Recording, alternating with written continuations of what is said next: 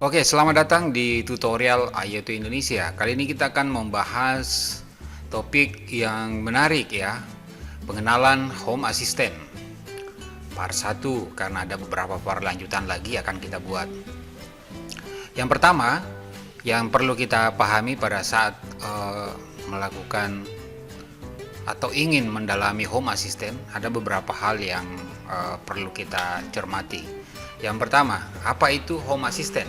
Nah, tentu ini jadi pertanyaan besar yang baru mengenal Home Assistant itu seperti apa. Kalau diterjemahkan secara letter-letternya mungkin ya pembantu rumah tangga ya, seperti itu. Nah, kita lihat Home Assistant adalah sebuah software yang berbasis open source yang memiliki kemampuan untuk mengontrol dan mengorganisir beberapa perangkat pintar atau smart device dari beberapa brand yang terkenal, dan Home Assistant mampu untuk saling menghubungkan perangkat pintar tersebut dan bisa menjalankan sebuah otomasi atau perintah menggunakan fitur otomasi yang ada di Home Assistant. Coba kita lihat. Nah, Home Assistant mampu mengontrol salah satunya, contoh misalnya itu adalah Smart Switch atau saklar pintar. Juga dapat mengontrol misalnya device yang mampu mengontrol atau mendeteksi adanya kebocoran air, atau bisa juga diaplikasikan untuk mendeteksi banjir misalnya dengan menggunakan water leak ya.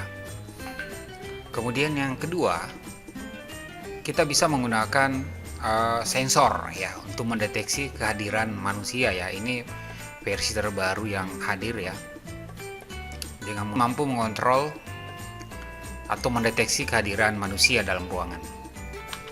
Kemudian dia juga mampu mengontrol misalnya smart device sekelas robot vakum ya, dari berbagai merek yang disupport oleh Home Assistant tentunya.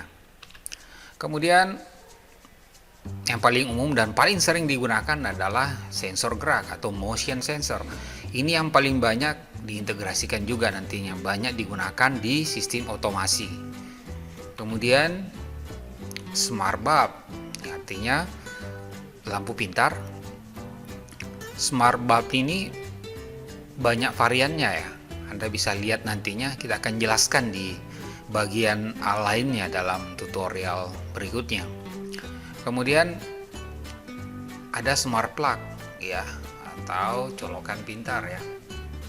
Ini semua bisa dihandle atau di counter oleh Home Assistant. Dan tentu yang senang dengan temperatur ya, untuk mengukur temperatur ruang, mendeteksi temperatur ruang, tekanan ruang, kelembaban ruang, itu salah satu juga sensor yang biasa disupport. Dan banyak lagi sensor yang disupport oleh Home Assistant. Sampai video ini dibuat, brand yang support untuk bisa diintegrasikan di Home Assistant ini sekitar 2100 brand. Masing-masing brand kan tentu banyak device yang bisa kita koneksikan. Nah, dari sini kita bisa lihat bahwa Home Assistant punya kemampuan untuk mengorganisir berbagai perangkat pintar dari berbagai brand yang multi ekosistem. Jadi dia tidak terfokus pada satu ekosistem saja, pun mampu untuk menghandle banyak smart device ya. Anggaplah kita bisa menggunakan atau support dengan Amazon Alexa, SmartThings, Google Assistant, Tuya, Xiaomi, Zigbee, Tasmota, ASP Home, dan MQTT. Semua bisa dihandle oleh Home Assistant ini. Walaupun sebenarnya di Walaupun sebenarnya di aplikasi brand tertentu kita bisa membuat otomasi, cuma ada keterbatasan di aplikasi per ekosistem itu. Contoh misalnya di Tuya, Ewelink, ya seperti itu.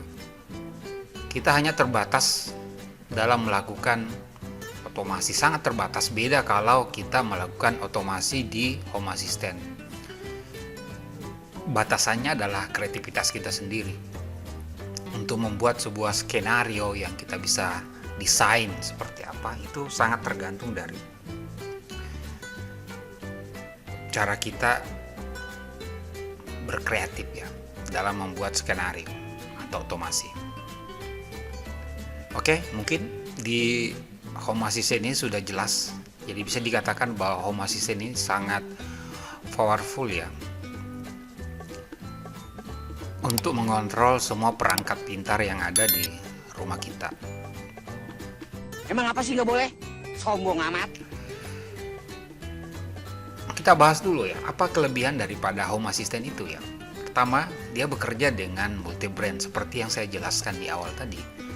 Home Assistant mampu menghandle banyak merek ya yang berbeda. Sampai video ini dibuat sekitar 2176 merek yang didukung melalui integrasi Home Assistant. Wow, luar biasa dan terus bertambah ya seiring dengan waktu, karena beberapa brand juga sudah mulai melihat adanya kecenderungan tren bahwa orang akan ke depan akan lebih banyak bergeser ke Home Assistant. Ya mungkin kalau kita masih memiliki device 1 atau 2 itu belum terasa manfaat Home Assistant itu, tapi kalau sudah mulai grow dan bertumbuh ya, perangkat pintar kita di rumah itu sudah mulai banyak, itu akan baru terasa ya manfaat dan fungsi daripada Home Assistant itu sendiri. Kemudian yang kedua, kelebihan pada Home Assistant ini yang tidak dimiliki oleh kompetitor yang lain, yaitu dia memiliki otomasi yang mumpuni ya. Kenapa saya katakan mumpuni ya? Dengan brand yang berbeda tadi, dia mampu mengkoneksikan antara device ya melalui fitur otomasi dan skenario.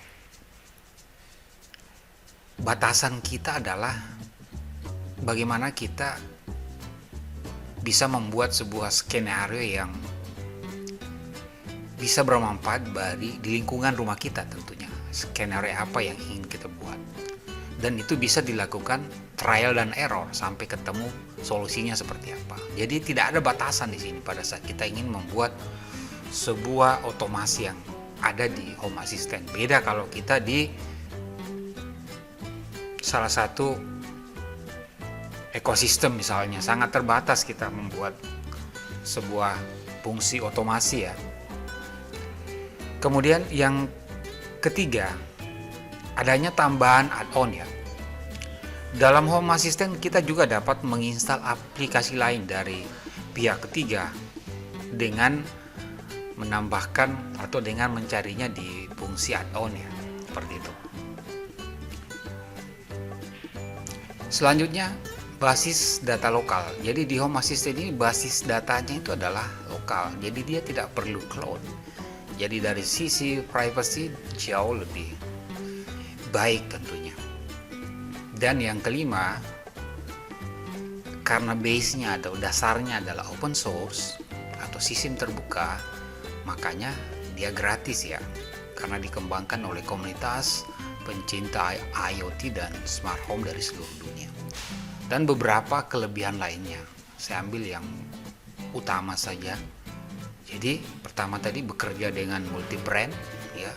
Jadi kita tidak perlu ragu lagi dengan brand yang berbeda kita satukan ya. Artinya beda ekosistem kita satukan, dia bisa menjalankan dan saling menghubungkan itu menjadi sebuah perintah yang bisa membantu kita dalam kehidupan kita sehari-hari tentunya. Saya katakan tadi bahwa Home Assistant ini baru terasa jika pertumbuhan device pintar kita itu sudah mulai besar ya.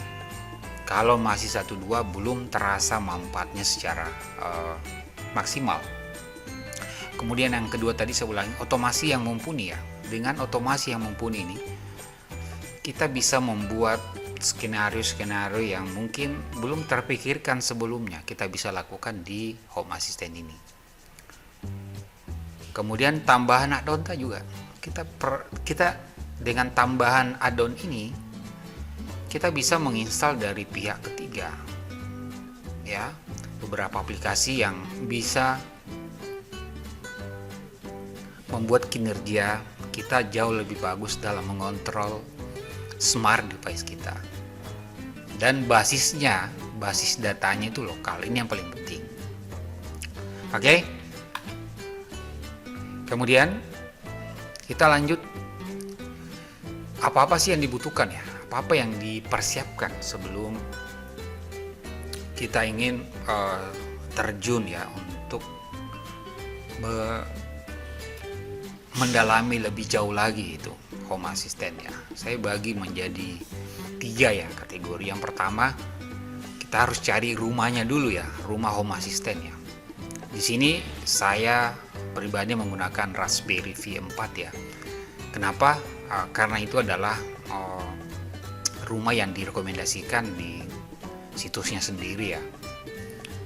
Walaupun kita banyak pilihan yang bisa digunakan ya untuk menginstal Home Assistant, tentu pilihannya sangat tergantung dari pribadi masing-masing ya.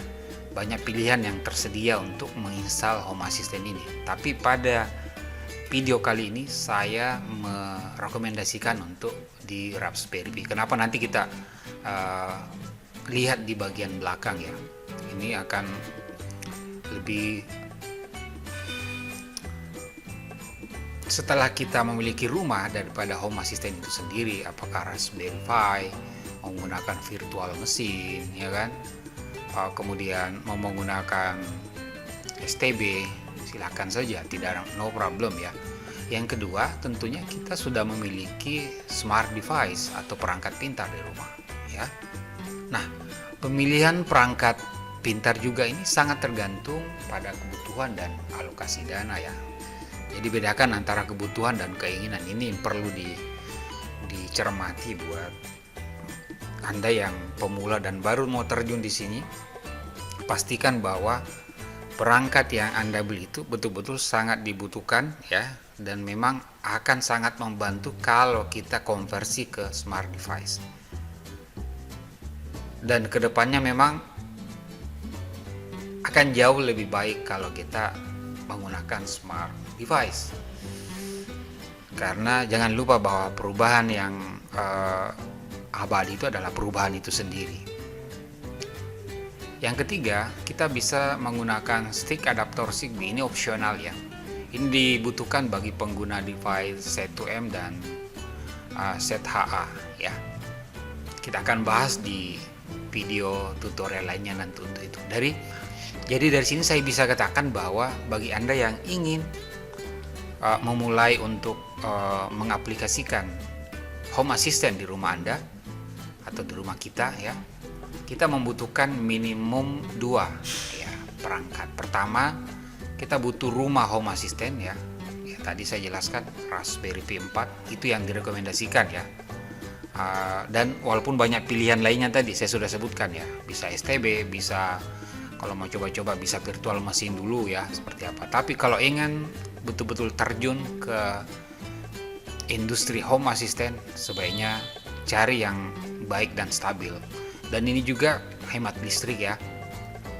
Yang kedua, kita sudah memiliki smart device ya. Kalau kita punya rumah tapi tidak ada rumah Home Assistant-nya, tapi kita nggak punya smart device, ya rugi juga, seperti itu. Nah, 2 persiapan ini kita butuhkan.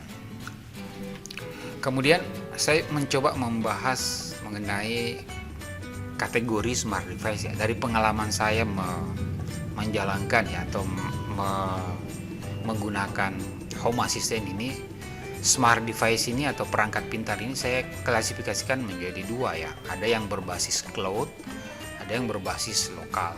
Ya cloud misalnya contoh ya tuh ya. Kemudian lokal misalnya Zigbee to MQTT ya. Nah, Dari dua jenis ini tentu kan memiliki kelebihan dan kekurangan masing-masing. Dan tentunya pilihan ada di kita, mau ambil yang mana, mau pilih yang mana, mau yang cloud atau lokal. Dari cloud juga bahkan ada beberapa smart device ya yang bisa dirubah menjadi lokal ya dengan menambahkan firmware ya, baik itu Tasmota atau SP Home, itu akan menjadi lokal ya, seperti itu. Nah, berikutnya kita akan bahas tuntas mengenai perangkat cloud dan lokal ya. Untuk video kali ini kita hanya memberikan kategori dulu ya. Kategori smart device itu kalau menurut hemat saya itu saya bagi menjadi dua ya. Ada yang cloud, ada yang lokal. Jadi semua basisnya, kalau cloud itu basisnya adalah internet ya, seperti itu. Misalnya kalau selama internet kita bisa stabil, nggak ada masalah, kita masih bisa mengontrol device kita secara online. Namun kalau koneksi internet terputus, dipastikan bahwa kita tidak mampu melakukan koneksi kepada device kita ya. Atau bahkan ada suatu waktu device kita itu statusnya offline ya. Oke, jadi hemat saya smart device itu dibagi dua, ada cloud dan ada lokal. Nah, di cloud ini basisnya adalah berbasis internet ya. Jika koneksi internet kita stabil, itu akan mampu mengontrol secara baik. Namun dalam waktu-waktu tertentu koneksi itu tidak stabil atau bahkan sama sekali tidak ada, kita tidak mampu mengontrol device kita secara baik. Nah, beda kalau dia berbasis lokal, walaupun internet tidak ada atau off ya atau gangguan, kita masih bisa menjalankan perintah itu secara lokal ya, masih bisa kita mengakses dan sebagainya. Oke, untuk pembahasan mengenai device cloud dan lokal kita akan bahas di versi berikutnya. Home Assistant Analytics. Kenapa saya mengangkat tema ini? Karena saya ingin melakukan sosialisasi ya, bagaimana sih supaya Home Assistant ini bisa lebih menjangkau lapisan masyarakat, khususnya di Indonesia ya. Saya ingin memperlihatkan ya data ya, bahwa sampai hari ini, sampai video ini dibuat ya, pertumbuhan orang untuk menggunakan Home Assistant ini pertumbuhannya cukup bagus, bahkan bisa dikatakan dia eksponensial ya. Kalau kita lihat di garis biru ini ya, total pertumbuhannya ya rata-rata sudah mencapai 175.000 ya. Kemudian kita bisa lihat di sini yang paling banyak digunakan adalah sistem operasi ya. Sisanya adalah container, supervise dan core. Kemudian di tipe instalasi yang banyak digunakan orang di seluruh dunia itu adalah yang menggunakan sistem OS ya. Kalau kita lihat terlihat dari chart ini ya, terlihat dari tipe instalasi yang ada, kita lihat bahwa orang lebih banyak menginstal berdasarkan sistem operasi ya, sekitar 67% ya. Sisanya itu ada container, ada supervisor. Sedangkan untuk core ya, core daripada Home Assistant sendiri itu yang paling banyak digunakan adalah core 2022.9 ya, sekitar 52% ya. Ini data terakhir dan terus kan berubah ya. Walaupun data ini sebenarnya tidak terlalu valid ya, karena ada beberapa orang pada saat instalasi tidak mengaktifkan untuk di tracking datanya ya, seperti itu. Tapi setidaknya bisa memberikan gambaran ya, bahwa pertumbuhan Home Assistant ini sudah mulai naik secara signifikan, seperti itu. Kemudian perangkat yang paling banyak digunakan, nah ini tadi terkait dengan kenapa saya merekomendasikan ya Raspberry Pi 4. Dari data yang kita lihat ini hampir orang seluruh dunia ya, kurang lebih 35% ya, 35,6% itu menggunakan Raspberry Pi ya 4. Yang nomor 2 itu adalah virtual machine. Kemudian yang ketiga Raspberry Pi 3, generik, Android, dan seterusnya ke bawah ya. Ini semua kalau untuk Intel NUC karena baru ya, masih sedikit sekali penggunanya ya. Jadi yang merajai sekarang ini adalah Raspberry Pi 4 seperti itu. Kemudian OS yang digunakan untuk Home Assistant yang terbaru kebanyakan adalah versi 9. Itu sekitar 50%. 50,6%. Nah, ini menunjukkan bahwa orang di dunia lebih cenderung menggunakan Raspberry Pi ya. Ini by data ya, saya nggak mengarang ini. Ini data yang pada saat video ini dibuat, itu yang terbanyak adalah Raspberry Pi 4. Kemudian kalau dilihat dari penginstalan berdasarkan negara ya, walaupun tadi saya katakan bahwa data ini tidak terlalu akurat karena beberapa orang tidak mau datanya di tracking ya melalui Home Assistant dia. Itu di Indonesia ada kurang lebih 456 installation ya. Ya artinya yang sudah menginstal ya, walaupun ini mungkin ya kalau saya sih ambil ya menurut ini ya ambil setengahnya saja lah, atau 1000 lah, 1000-an ya. Bukan ambil setengahnya, kita tambahkan setengah saja lah, atau ya kurang lebih 1000 ya. Artinya dari jumlah penduduk yang masih besar ini masih cukup besar potensi untuk menyampaikan informasi itu supaya orang bisa lebih cenderung menggunakan Home Assistant tentunya.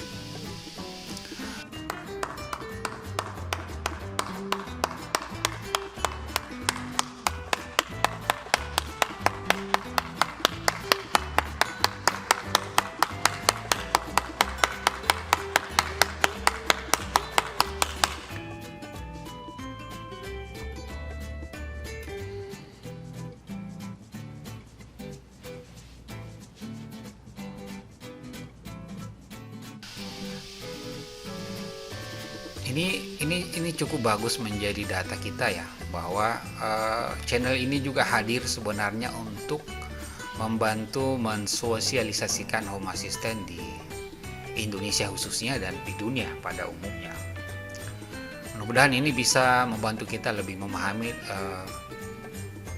Home Assistant lebih dekat dan lebih cepat kita berintegrasi di Indonesia ya, supaya harga produk juga bisa lebih murah tentunya, dan brand-brand besar bisa masuk ke Indonesia.